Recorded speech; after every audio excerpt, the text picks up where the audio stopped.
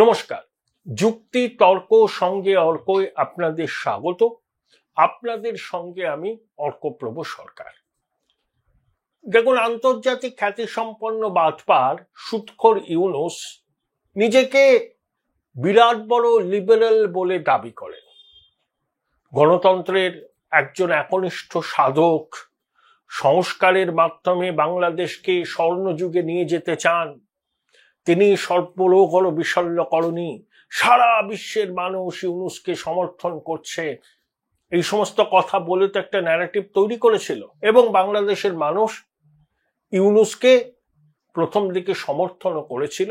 তবে তারা এখন বুঝতে পেরেছে যে এই আন্তর্জাতিক খ্যাতি সম্পন্ন বাটপারের ধান্দা সম্পূর্ণ আলাদা। বাংলাদেশের 18 কোটি মানুষের ওয়েলবিং ওর প্রায়োরিটি নয়। ও চায় ক্ষমতায় টিকে থাকতে, সম্পূর্ণ অবৈধভাবে নির্বাচন বাতিল করে জঙ্গিদের রাস্তায় নামিয়ে বাংলাদেশ জুড়ে সম্পূর্ণ অরাজকতা সৃষ্টি করে, যাতে নির্বাচনের দাবি উঠলে বলা যায় এই তো দেশের পরিস্থিতি, কিভাবে হবে নির্বাচন। তাহলে ইউনুস মুখে নিজেকে লিবারেল, নিজেকে রিফর্মিস্ট, নিজেকে উইমেন এম্পাওয়ারমেন্টের একজন প্রবক্তা হিসাবে তুলে ধরার যে চেষ্টাটা করছেন সেটা কিন্তু আইবাস। আসলে ও হচ্ছে জঙ্গিদের নেতা, লোভী এবং ব্যক্তিগত প্রতিহিংসা চরিতার্থ করার জন্য বাংলাদেশের 18 কোটি মানুষের ভবিষ্যৎকে নিয়ে ছিনিমিনি খেলছে। তাহলে ইউনুস যে সুপার ফ্লপ, তা নিয়ে তো আর কারুর কোনো সন্দেহ নেই। আপনাকে যদি ইউনুসের কাজের মূল্যায়ন করতে দেয় 10-এর মধ্যে, আপনি কত দেবেন? 5 মার্ক দেবেন? জানাবেন কমেন্ট বক্সে। যে ইউনুস নিজেকে রিফর্মিস্ট বলে দাবি করে, সে যে আসলে ঘোর সন্ত্রাসী, জঙ্গিদের সমর্থক, সেটা পরিষ্কার হয়ে গেছে। যার সরকারে নিষিদ্ধ জঙ্গি সংগঠনের নেতারা আছেন, সেই সরকার তো জঙ্গিদের সরকার, তা সরকারের প্রধান তো জঙ্গি দলের নেতাই হবেন। তাহলে ইউনুস সুপার ফ্লপ। এর বিপরীতে একজনকে দেখুন, তিনি কিন্তু অনেক কনজারভেটিভ সোসাইটিতে থাকা সত্ত্বেও রিফর্ম করার চেষ্টা করছেন এবং করে দেখিয়েছেন। তিনি হচ্ছেন সৌদি ক্রাউন প্রিন্স MBS। 2017 সালে মাত্র 31 বছর বয়সে সৌদির রাজ সিংহাসনে ডিফ্যাক্টো রুলার হিসাবে MBS এর আত্মপ্রকাশ। তার একটা বক্তব্য আবার রিসার্ফেসে এসছে, সেখানে একটা সাক্ষাৎকারে MBS বলছে যে র্যাডিক্যাল ইসলামের পথ থেকে সরে গিয়ে আমরা মডারেট ইসলামকে কাছে টেনে নেব, কারণ সৌদি আরবের প্রায় 70% মানুষের বয়স 30-এর নিচে। তারা র্যাডিক্যাল ইসলাম এমব্রেস করুক সৌদি, সেটা আর চায় না। MBS কিন্তু পদক্ষেপ নিয়েছে। সৌদি আরবে এখন সিনেমা হল রয়েছে, 300টা সিনেমা হল হবে 2030-এর মধ্যে।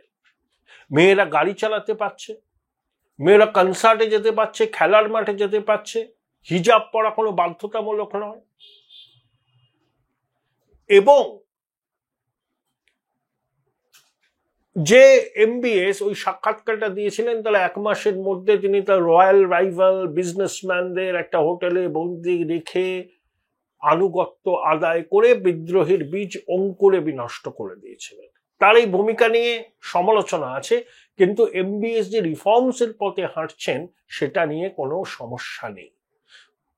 এখন Join Indian Institute of Hotel Management now. Right choice, right decision. গ্রাঁ প্রির প্রতিযোগিতা হচ্ছে সৌদি আরবে। রোনাল্ডো সৌদির ক্লাবে খেলছে। আর্টিফিশিয়াল ইন্টেলিজেন্স ডেটা সেন্টারের দিকে নজর দেওয়া হচ্ছে।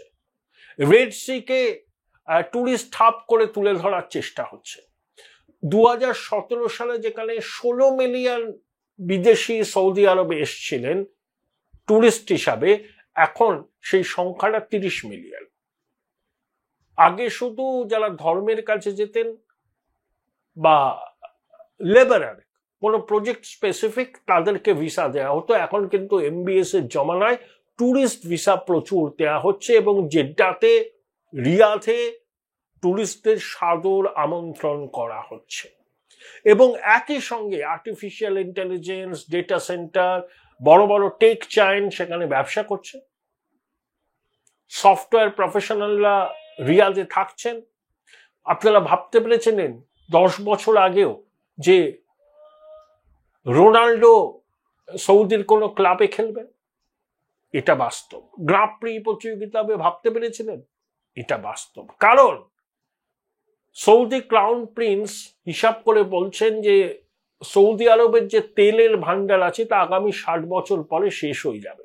তাই এখন থেকেই বিকল্প উপায় খুঁজছেন রেভিনিউয়ের জন্য। সেই জন্যই tourism, artificial intelligence, data centre, event management, desert safari এইগুলোকে জোর দেওয়া হচ্ছে। অর্থাৎ এবং একই সঙ্গে যে ডেমোগ্রাফিক ডিভিডেন্ড সমস্ত দেশ বলছে, সেই ডেমোগ্রাফিক বা ইয়াং জেনারেশন রেস্টলেস।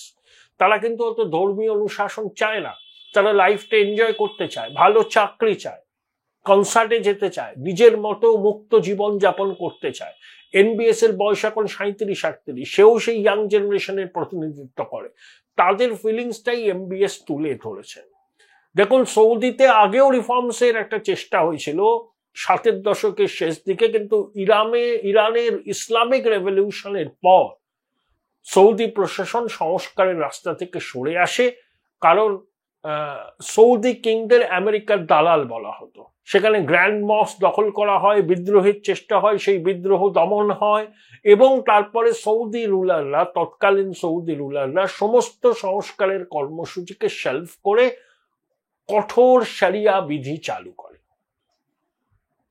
এমবিএস অনেকটা চেষ্টা করেছেন, অনেকটা সফল হয়েছেন, কিন্তু মাইলস টু গো। কারণ এখনো গণতন্ত্র নেই, আপনি এস্টাবলিশমেন্ট বিরুদ্ধে প্রতিবাদ করতে পারবেন না, সব চাকরির ক্ষেত্রে মেয়েদের সুযোগ নেই।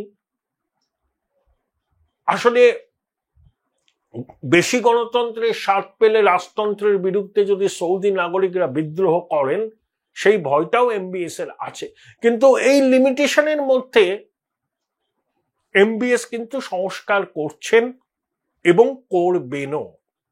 আর ইউনুসকে দেখুন, বাংলাদেশের কনজারভেটিভ সোসাইটি একটা আছে, মোল্লাতন্ত্র আছে, মাদ্রাসা শিক্ষা আছে, খিলাফতের দাবি আছে, কিন্তু বাংলাদেশের সিংহভাগ মানুষ গণতান্ত্রিক পরিমণ্ডলে উন্নয়ন চান, স্বাধীনভাবে বেঁচে থাকতে চান, প্রকৃতপক্ষে মেয়েদের এম্পাওয়ারমেন্ট চান।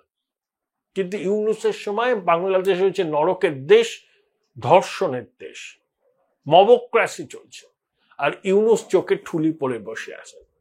কনজারভেটিভ সৌদি আরব যদি এমবিএস এর হাত ধরে সংস্কারের রাস্তায় হাঁটতে পারে, আর তথাকথিত প্রগতিশীল নোবেল শান্তি পুরস্কারজয়ী অর্থনীতিবিদ ইউনুসের হাত ধরে বাংলাদেশ প্রস্তর যুগে ফিরে যাচ্ছে, ওই আইয়ামে জাহেলিয়া, ইসলামের আগের যে অন্ধকার যুগ, সেইখানে ফিরে যাচ্ছে। অর্থাৎ এমবিএস কনজারভেটিভ সোসাইটির দরজা জানলা আস্তে আস্তে খুলছেন, অনেকটা সফল হয়েছেন, অনেক পথ হাঁটতে হবে। আর ইউনুস বাঙালি সমাজকে অন্ধকার যুগে নিয়ে আসছেন তার জঙ্গিবাদকে তোষণ করার মধ্য দিয়ে। যেভাবে ঢাকার শহরে জঙ্গিরা আস্ফালন করছে, তাহলে ইউনুসের অন্তর্বর্তী সরকারের আসল উদ্দেশ্য এর থেকেই বোঝা যায়। এমবিএস সফল হলেন আর শুধু ইউনুস ইতিহাসের ডাস্টবিনে নিক্ষিপ্ত হলেন। দুজনকে এইভাবেই তুলনা করা যায়।